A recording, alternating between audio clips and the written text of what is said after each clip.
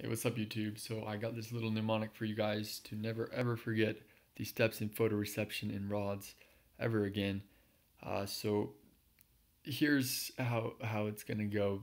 This dude, he's laying in his bed and it's 11 o'clock, and his dad comes in and he opens the blinds and all this light comes in, and this makes him change into this different confirmation. He's holding onto his bed because he doesn't want to wake up and get going.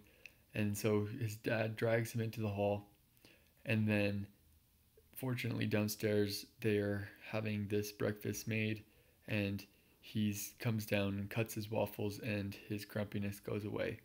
In the meantime, his dad clears the salt off the table because it's not time to eat with salt.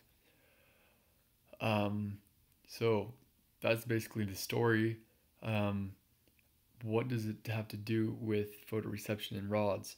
So in the rods, there's this protein called rhodopsin, and rhodopsin is just basically a protein with a, I'm not sure if it's a cofactor or a prosthetic group, but there's this other. So it's retinol, and this is derived from vitamin A. So scotopsin and retinol together are termed rhodopsin. And in this mnemonic, we can remember this easily because we can say um, scotopsin is his cot, and um, retinol is the guy laying on the bed trying to retain himself from having to go and start his day. So we have retinol and scotopsin, and initially this is in the cis retinol conformation. So if you know organic chemistry, the cis conformation is when two carbons are on one side. So I've shown this with him being a side sleeper and being in a sort of cis sort of shape. So cis retinol is then converted via this light. So when this light comes into the room, he converts his conformation into an all trans retinol. So you can see his dad's pulling him out of the room, and he's in this sort of trans shape, right? So that's via light.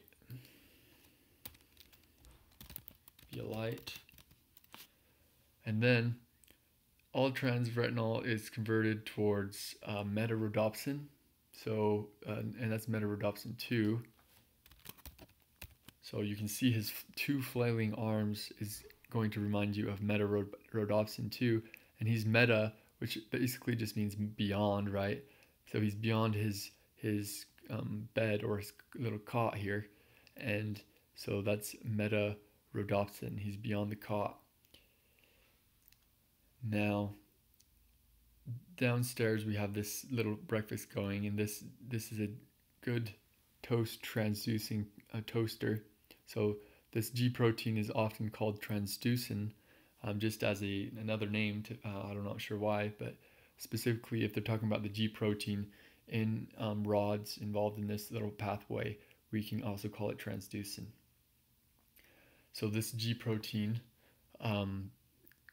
activates phosphodiesterase, and so we're going to represent phosphodiesterase with this big knife because phosphodiesterase cleaves cyclic GMP and cyclic AMP. So in this case, relevant is the cleavage of cyclic GMP.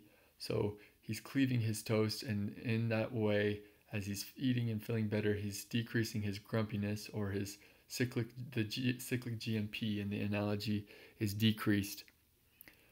And the salt is taken from the table, representing next the sodium channel closing. So the decrease in cyclic GMP causes the sodium channel to close, and of course when the sodium channel closes, sodium is no longer allowed into the cell, and this causes the cell polarity to become, or potential, let's say, to become more negative, and in this way the signal, the light, causes hyperpolarization, which is a little bit interesting. So let me just type this in, hyperpolarization. So light caused, the signal caused hyperpolarization. So what I'd suggest you guys do now is just basically draw your own maybe, and I guarantee you will never forget this, and if you have a test on it, you definitely won't get any problems wrong, because this is just I think, a memorable thing. So if you liked it, please like the video, and cheers. Have a good day, guys.